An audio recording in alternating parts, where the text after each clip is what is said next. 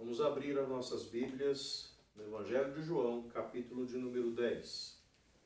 Evangelho de João, capítulo de número 10, a partir do versículo 22 ao 30. E em Jerusalém havia festa da dedicação e era inverno.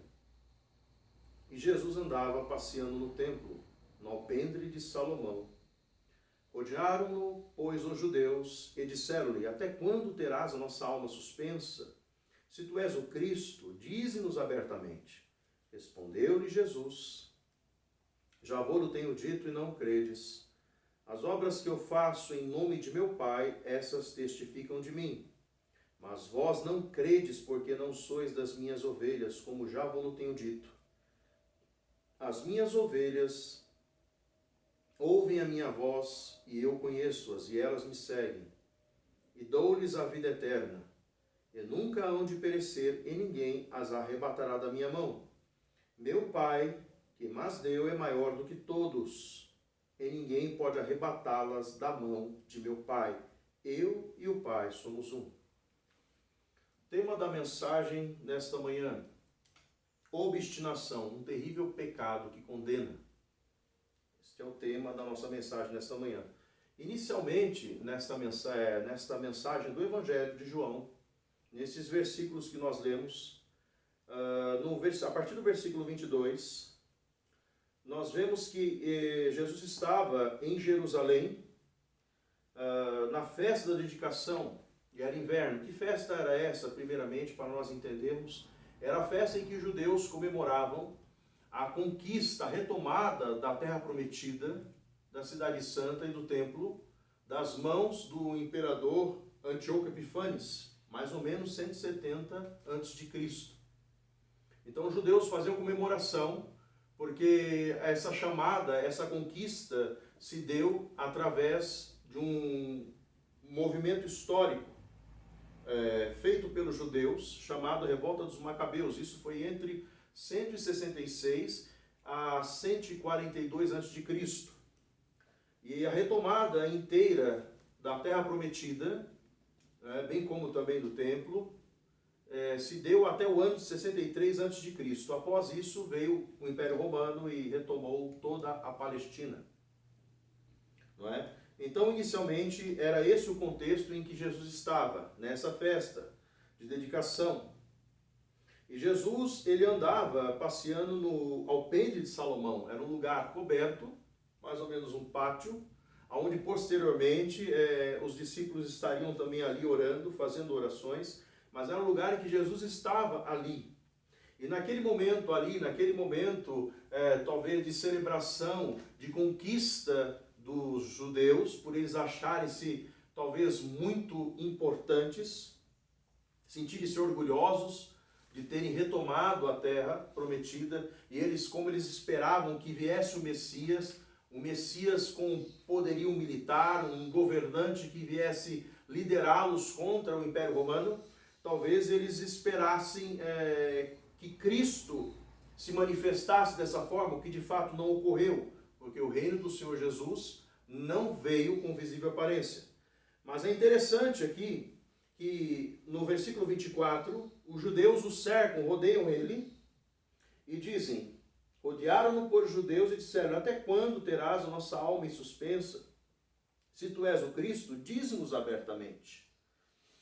É interessante que o propósito daqueles judeus não era saber se verdadeiramente Cristo, se Jesus era o Cristo enviado do Pai.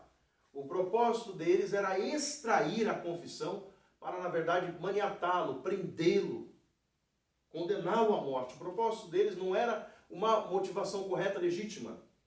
O desejo deles, na verdade, era fazer com que Cristo confessasse que ele era o Cristo e que eles pudessem, enfim, pegá-lo por essa declaração como uma suposta blasfêmia, né, entre aspas, porque o Senhor Jesus, ele é o Cristo, sempre foi e sempre será o Cristo enviado do Pai, mas como se fosse uma suposta blasfêmia para terem com que pegá-lo. E é interessante que o Senhor Jesus, ele no versículo de número 25,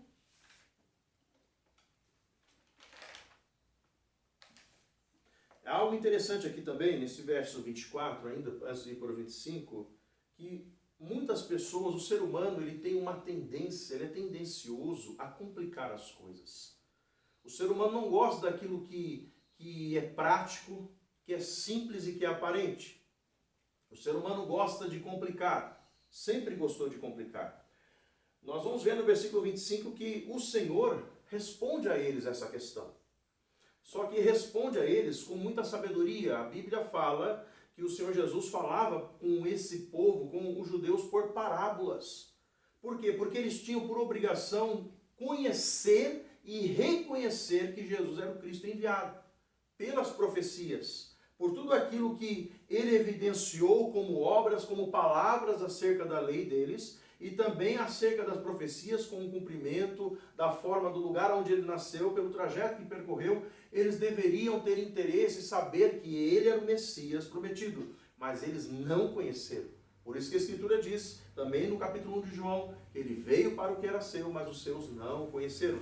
Mas a todos aqueles que o conheceram, deu-lhes o poder de ser feitos chamados filhos de Deus, a saber os que creem no seu nome, no nome santo de Jesus. Então aqui nós vemos que muitas vezes o ser humano ele complica. Algo tão interessante é que Deus é um ser complexo. E ele se manifesta de forma simples, de uma maneira simples a todos os homens, a todas as criaturas. Mas o homem, o ser humano, ele é um ser simples. E ele quer se portar, se manifestar de uma forma complexa, complicada. Há uma inversão de valores, uma inversão de papéis.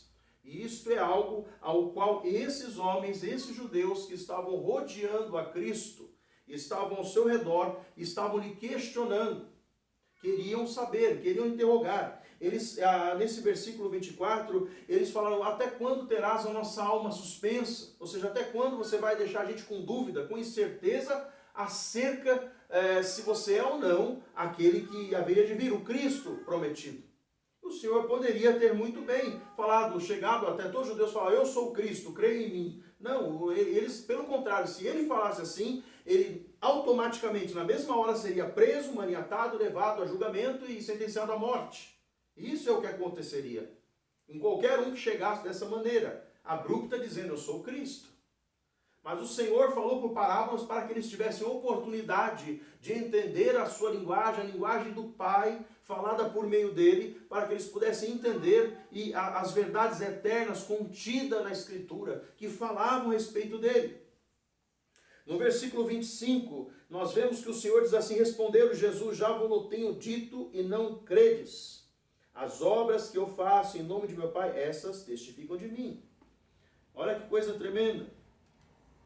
O Senhor Jesus veio enviado do Pai para o propósito de salvar almas. O Senhor Jesus disse que as obras que ele fazia em nome do Pai testificavam dele, testificavam que ele era o Cristo.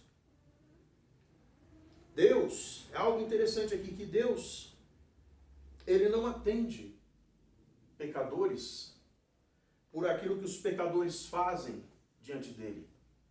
Não por sacrifícios, não por petições, sacrifícios pagãos, sacrifícios de tolos, não por petições, nada. O Senhor atende todos igualmente. Está certo que aqueles que são salvos por Deus, Deus ouve as orações dos salvos e os atende sim. Mas porque os salvos por Deus, eles oram de acordo com a vontade e a palavra de Deus. Então são atendidos por Deus. Mas aqueles que não estão salvos, estão ainda no seu caminho de pecado, de impiedade, de afastamento de Deus, a esses Deus atende por graça, por bondade, sim, até uma medida de misericórdia, e às vezes, se essas petições, se esses desejos são alcançados, é porque já estavam na agenda de Deus, já coadunavam, já estavam na agenda de Deus, Deus atender a um pecador que não se arrependeu. Isso não quer dizer, o que muitos confundem, é que a bênção de Deus não é a aprovação de Deus. É algo que sempre é cabível salientar e dizer: a bênção não é a aprovação de Deus. Bênção terrena, receber uma petição terrena não é a aprovação de Deus. Não é uma aprovação divina. É apenas um ato da bondade do Senhor para com todos os homens.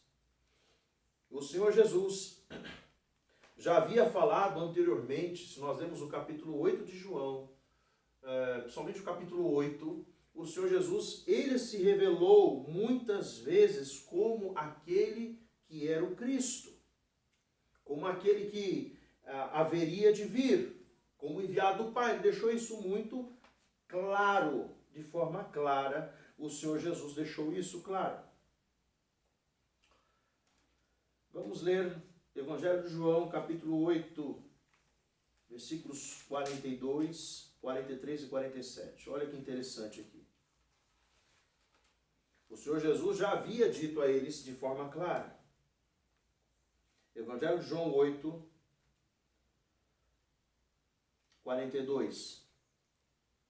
Disse-lhes, pois, Jesus, se Deus fosse o vosso Pai, está falando com os judeus, se Deus fosse o vosso Pai, certamente me amaríeis, pois que eu saí e vim de Deus, não vim de mim mesmo, mas Ele me enviou.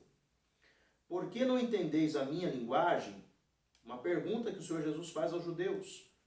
Por não poder, e dá resposta a eles também. Jesus faz uma pergunta e dá a resposta. Por que não entendeis a minha linguagem? Por não poderdes ouvir a minha palavra. Versículo 47 agora.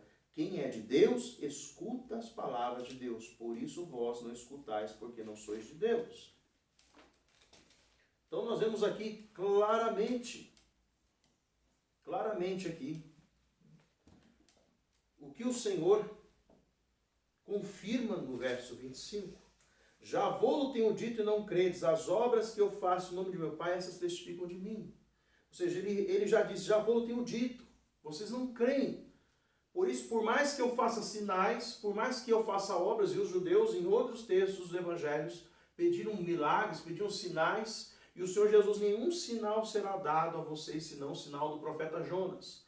Assim como Jonas esteve 3 dias e 3 noites na barriga do grande peixe, assim importa que o Filho do Homem padeça, morra e ressuscite ao terceiro dia. Então o sinal seria a sua morte, crucificação, ressurreição. Seria a sua obra na cruz. Esse seria o sinal que eles receberiam. E é o sinal que todo pecador impenitente, não sendo judeu, também recebe da parte de Deus. E muitas pessoas querem que Deus faça sinais para que possam crer. Ah, se Deus me abençoar, eu vou fazer isso. Por isso que eu digo que são votos de tolo, sacrifícios de tolo, o que se faz, porque as pessoas não creem simplesmente pela palavra de Deus, por aquilo que Deus declara a elas por meio do seu evangelho. Nos versos de número 26 e 27, o Senhor continua dizendo: mas vós não credes, porque não sois das minhas ovelhas, como já vos tenho dito. As minhas ovelhas ouvem a minha voz, e eu conheço-as e elas me seguem. Olha que coisa. Quem ouve o evangelho de Cristo e não se arrepende de não crer nele, não ouve a voz do Senhor Jesus. Ainda está morto no pecado, morto espiritualmente. Não consegue entender e aceitar a verdade de Cristo como ela é. A incredulidade do ser humano só revela a dureza do coração daquele que está sem entendimento e com a mente nas trevas. Isso é coisa terrível. A terrível coisa é querer manter-se condenado. Terrível coisa é não conseguir ouvir a palavra de Deus e entendê-la e deixar ela cair no coração. É terrível coisa isso. Muitas pessoas você fala com ela, você explica para ela direitinho, olha, esse caminho que você está indo é um caminho não bom. É como aquela criança desobediente e rebelde. Você fala para ela, não coloca a mão ali, que ali faz dodói, ali machuca. E a criança vai lá e coloca a mão e acaba se machucando. Né? Então é mais ou menos um exemplo assim, simples. E quando é advertida, mesmo na rebeldia, na desobediência, ela faz. Assim é todo pecador que não conhece a Cristo ainda, não se arrependeu. É advertido através da palavra de Deus, por meio da pregação do Evangelho. Deus vai e fala com o pecador, explica para ele, olha, se você continuar nesse caminho de impiedade, roubando, mentindo, defraudando, se corrompendo, maledizendo o seu próximo, se você continuar perseguindo fulano, aquele é outra pessoa, se você continuar andando nesse caminho de impiedade, de maldade, fazendo o que não é agradável aos olhos de Deus, bebendo, adulterando, fazendo coisas que para Deus são abomináveis, para Deus há condenação, há juízo sobre esses pecados. Se você continuar nesse caminho, você certamente acabará mal, será condenado. E por mais que você explique ao pecador dizendo, olha, essa conduta sua não é boa, o que você está fazendo não é legal, isso faz mal para você. Olha, se você continuar fazendo isso, se você continuar bebendo, você vai ter uma doença no fígado e você vai morrer. Mesmo assim, o pecador persiste em continuar bebendo, em não se tratar, e não buscar uma solução para o seu problema e persiste no pecado. Olha, se você continuar falando mal daquele seu próximo e mentindo contra ele, você vai fazer o quê? Você vai criar uma inimizade, um abismo entre pessoas. Mesmo muitas vezes um pecador sendo advertido acerca dos seus pecados, ele continua de forma impenitente, sem arrependimento, sem considerar a verdade de Deus que é na palavra. Ele prefere permanecer no pecado. Ele prefere permanecer andando nos seus próprios caminhos, nos seus próprios passos, e não olhar a verdade que há na Escritura. Ele não consegue entender que o Evangelho veio trazer sobre ele uma transformação, uma mudança de vida, uma inclinação do mal para o bem, do diabo para Deus, do pecado para a santidade divina. Ele não consegue entender que Deus não aprova esse tipo de conduta. Quantas pessoas que trabalham em empresas não prejudicam o seu colega de trabalho porque quer uma promoção, cresce pisando em cima do seu colega de trabalho. São comportamentos que neste mundo são normais. É normal para o mundo você tirar vantagem, você passar por cima do outro. É normal. Quantas pessoas não vão procurar emprego? E mesmo estando bem, às vezes, arrumadas, elas às vezes não são contratadas porque, de repente, aquela pessoa ela tem uma conduta, se é um cristão, ela tem uma conduta correta, ela não mente. E o chefe quer que aquela pessoa tenha uma postura maliciosa, mentirosa, tem que mentir para o chefe, para agradá-lo, para livrá-lo de situações. Quantas empresas têm comportamentos hoje em dia, festas pagãs, festas anti-Deus, Halloween, festas anti-Deus nas empresas, que fazem com que muitas vezes funcionários que estão ali tenham que se submeter àquilo. Se é um cristão verdadeiro, autêntico, não vai. Mas se é uma pessoa que não tem a Cristo, ela vai se submeter porque ela precisa ganhar o seu pão, enfim, trabalhar e sustentar a sua família. Mas todas estas coisas são reprováveis diante de Deus. Todas essas coisas condenam o homem, condenam o pecador. Por isso o Senhor Jesus, ele declarou claramente, mas vós não credes, porque não sois das minhas ovelhas, como já vos tenho dito. Ele também disse, quando eles interrogaram se ele era o Cristo. E também declarou, vocês não conseguem ouvir a minha palavra, como nós lemos nos versículos de João 8. Não conseguem ouvir a minha voz. Mas o Senhor diz, as minhas ovelhas ouvem a minha voz, e eu as conheço e elas me seguem. Quem ouve o som, a voz do Evangelho do Senhor Jesus, e se arrepende dos seus pecados verdadeiramente e crê nele, começa a conhecê-lo, começa a ouvi-lo, começa a segui-lo, obedecê-lo. Por quê? Porque torna-se uma pessoa salva, sacada deste mundo vil, caído em pecados. Então ela começa a fazer parte da igreja, do corpo do Senhor Jesus. E o corpo de Cristo é santo, é imaculado. O corpo do Senhor não há mácula, não há pecado. Então, se a igreja é o corpo do Senhor, esta pessoa que é salva, ela faz parte do corpo e ela deixa não de habitar nesse mundo, mas ela deixa de andar segundo o curso deste mundo, segundo as propostas deste mundo, segundo os dizeres, ditames desse mundo. Porque ela passa o quê? A seguir a Cristo. Porque ela é ovelha do Senhor, então ela vai ouvir a palavra do Senhor.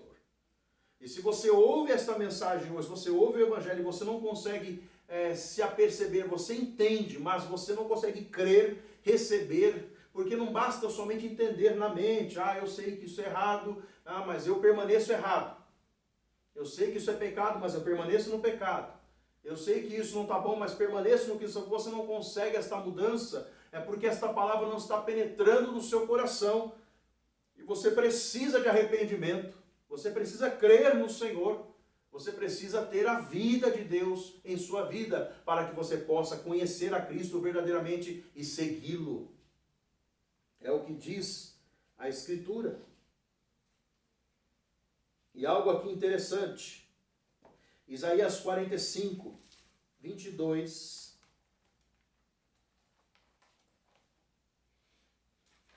Está escrito assim: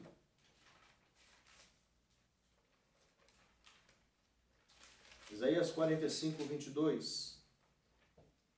Olha o que você precisa. Olhai para mim, e sereis salvos vós todos os termos da terra, porque eu sou Deus e não há outro. Vou repetir de novo. Olhai para mim, e sereis salvos vós todos os termos da terra, porque eu sou Deus e não há outro. Olha aqui o Senhor chamando todas as nações, todas as pessoas de diferentes lugares, tribos, etnias, cores, tamanhos, gêneros, chamando todas as pessoas ao arrependimento, chamando para olhar para Ele. Mas talvez você pergunte, como eu posso olhar para Deus? Deus é um homem, uma forma de um homem? Não, Deus é Espírito. Você não vai olhar para Deus com seus olhos carnais, você vai olhar com os seus olhos espirituais, os olhos da fé. E aonde está isso? Em Hebreus capítulo 11, versículo de número 27, nos ensina como devemos olhar para Deus. A Bíblia diz em Hebreus 11, 27, pela fé deixou o Egito, falando a respeito de Moisés. Pela fé deixou o Egito, não temendo a ira do rei, porque ficou firme como vendo o invisível. A Bíblia diz que Deus é invisível, mas real e imortal, Paulo fala. Deus é um ser invisível, é espírito.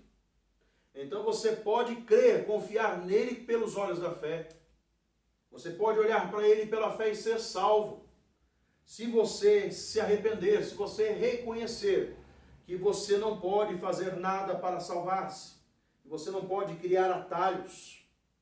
Olha o que diz nos versículos 28, 29 e 30 aqui. E dou-lhes a vida eterna, e nunca hão de perecer, e ninguém as arrebatará da minha mão.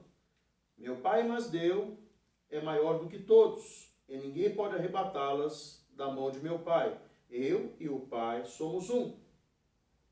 Olha que algo tremendo aqui. Quando Deus salva um pecador por meio da mensagem do Evangelho, esse pecador não perde a sua salvação. É algo aqui que cabe salientar que algumas denominações, se assim posso dizer, acabam pregando de forma enganosa e heresia, dizendo que a salvação se perde, que a pessoa, uma vez que ela foi salva, ela pode perder a sua salvação. Isso é um ledo engano, isso é uma heresia, porque a Escritura ela corrobora com muitos textos que aquele que é salvo, o cristão verdadeiro, que um dia foi salvo pela graça de Deus, que verdadeiramente se arrependeu e creu no Salvador, o Senhor Jesus, ele jamais perderá a sua salvação. Deus não pode salvar um pecador e deixá-lo viver uma vida de tormento. Ah, hoje eu estou salvo, amanhã não estou salvo. Porque se eu tropecei, se eu caí num pecado e até me arrependi, não, eu perco a salvação, depois ganho a salvação. É como se Cristo tivesse sido crucificado várias vezes.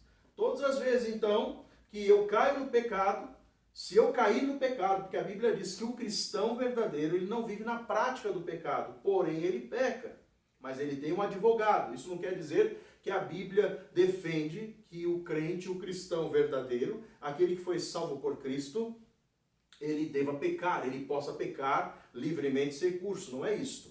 Mas que a Bíblia diz que, infelizmente, por termos ainda, estarmos presos nesta carne, e temos um remanescente de pecado em nossas vidas, nós muitas vezes podemos, infelizmente, incorrer em algum pecado. Porque a Bíblia também diz lá em 1 João, aquele que não peca mentiroso é. Porém, se pecarmos, João fala, temos um advogado, Jesus Cristo justo, que é fiel para nos purificar de toda injustiça e nos perdoar. Então, quando Cristo morreu na cruz, ele levou os pecados de pecadores e perdoou na cruz todos os pecados. Porém, quando um crente incorre no pecado, ele sendo salvo, ele automaticamente se arrependerá. Se ele é uma pessoa salva, ele demonstrará contrição, arrependimento, penitência diante de um Deus santo e justo e voltará a caminhar, andar em santidade. Ao passo que aqueles que não são salvos, não conhecem a Cristo, eles pecam deliberadamente e permanecem pecando, sem arrependimento, sem contrição, sem nada. E quando se arrepende de algo que fazem errado, é apenas um arrependimento momentâneo, para aquele momento, para aquela circunstância, mas continuam vivendo uma vida de pecados. O Senhor Jesus aqui, nesse texto, ele diz: eu dou-lhes a vida eterna, e nunca hão de perecer, e ninguém as arrebatará da minha mão. Que coisa tremenda! O Senhor Jesus é que dá vida, ele é o autor da vida, ele tem controle sobre a vida, sobre a morte, é ele que faz todas as coisas nesse âmbito. Aqui no caso, o Senhor está falando da vida eterna. Mas no capítulo 11, nós poderíamos ver também a passagem, uma história conhecida, a respeito da ressurreição de Lázaro, mostrando e provando que o Senhor é o autor da vida, que a morte não pode conter a vida, a presença do nosso Criador.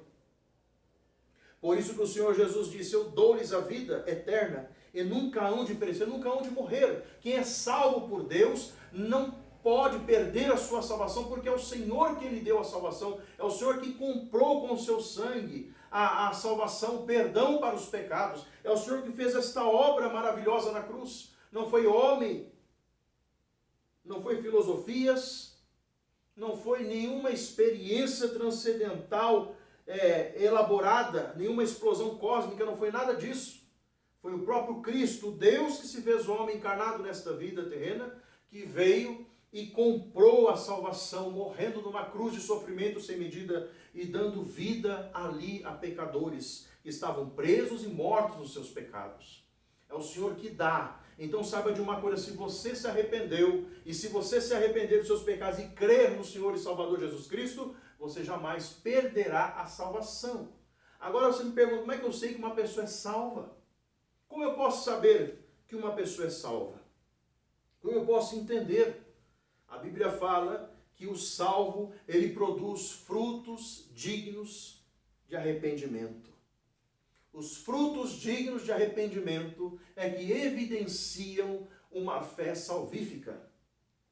Quando o cristão ele produz um testemunho, se antes ele mentia, agora ele não mente mais. Se antes ele roubava, agora não rouba mais.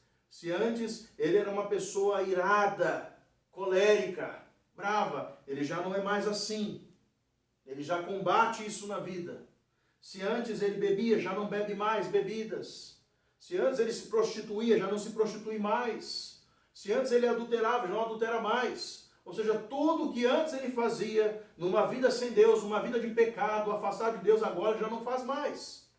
Então o que? São frutos dignos de arrependimento. É assim que você vê quando uma pessoa é de fato uma cristã ou não. Não é somente pelo que ela conhece da palavra, mas é pelo que ela também pratica da palavra, principalmente. Porque só o conhecer na mente e não o vivenciar na prática do dia a dia não poderá fazer com que uma pessoa verdadeiramente possa ser chamada filha de Deus, filho de Deus, cristão, cristã, salvo, salvo por Deus. É necessário produzir frutos dignos de arrependimento. Então nós vemos que, dentro desse texto, o Senhor Jesus, ele mostra toda a sua autoridade sobre a vida. E também revela que a sua autoridade é igualmente a do Pai. Ele também diz que o Pai, o meu Pai que me deu, é maior do que todos. E ninguém pode arrebatá-las da mão de meu Pai. Eu e o Pai somos um. O Senhor Jesus diz, eu e o Pai somos uns. Mais para frente, em João 14,6, ele diz: eu sou o caminho, a verdade e a vida. Ninguém vê ao Pai, senão por mim. Ele responde a Filipe nesse texto: Filipe, quem vê a mim, vê ao Pai. Então, ele se iguala a Deus o Pai, porque ele também é Deus, na pessoa do Filho. Mas ele, pelo conselho de Deus na eternidade, ele veio a este mundo para levar pecadores ao arrependimento e ao conhecimento de Deus. Então esta palavra, ela vem a nós nesta manhã, para que nós possamos entender aqui e não agirmos como aquele grupo de judeus obstinados, porque tinham o conhecimento da lei. Porque as pessoas obstinadas são pessoas teimosas, são pessoas que ouvem o que é certo, ouvem a verdade, ouvem, e são instruídas, são instruídas, ensinadas em tudo que é certo, todo o caminho bom, mas permanecem no erro, permanecem no pecado, não querem mudar. Elas preferem permanecer endurecidas. E dura coisa é permanecer endurecido na incredulidade. Dura coisa é estar condenado. A obstinação é um pecado terrível, porque levou muitas pessoas ao abismo do inferno. Faraó do Egito, na sua obstinação, morreu no pecado. Muitos outros homens na história da Escritura permaneceram no pecado e morreram. Nero e tantos outros pecadores que não é que não tiveram oportunidade de voltar-se a Deus. A oportunidade é dada enquanto estamos vivos aqui, respirando, com o coração batendo. Quando o Evangelho é pregado a nós, eu sempre digo que o Evangelho é a mão, é o braço de misericórdia de Deus ao pecador.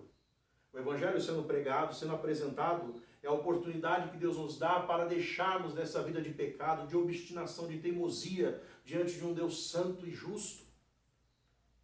Esses judeus, eles queriam que Cristo apenas falasse que ele era o Cristo para poder condená-lo. Quem pode condenar a Deus?